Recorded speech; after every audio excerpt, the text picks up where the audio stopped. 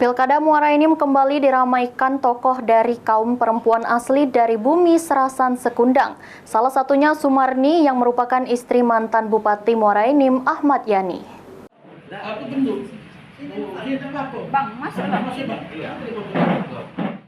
Pilkada tahun 2024 di Kabupaten Muara Enim kembali diramaikan oleh tokoh perempuan asli dari bumi Serasan Sekundang. Sosok ini merupakan istri dari mantan Bupati Muara Enim Ahmad Yani periode 2018-2019, bertekad maju melalui Partai Demokrat untuk membangun Kabupaten Muara Enim. Tepat awal pembukaan pendaftaran bakal calon bupati dan wakil bupati di Partai Demokrat, Sumarni yang juga mantan ASN pertama kali mengambil formulir pendaftaran di partai tersebut. Sumarni yakin dirinya akan maju pilkada untuk menjadi bupati periode 2024-2029 dari Partai Demokrat karena dirinya sendiri merupakan kader partai tersebut. Untuk program kedepannya, Sumarni akan meneruskan semua program pemerintah daerah yang baik dan akan memperbaiki program untuk kesejahteraan masyarakat Muara Enim.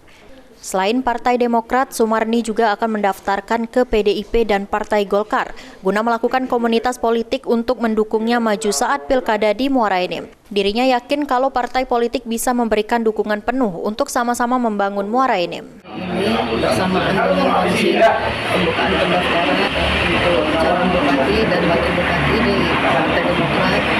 Ini saya mengambil berhasil untuk pencalonan melanjutkan program-program rakyat yang sudah berjalan dengan baik, peduli dengan perempuan, anak-anak, menuntaskan kemiskinan melalui UMKM, dan juga selain itu infrastruktur dan sarana.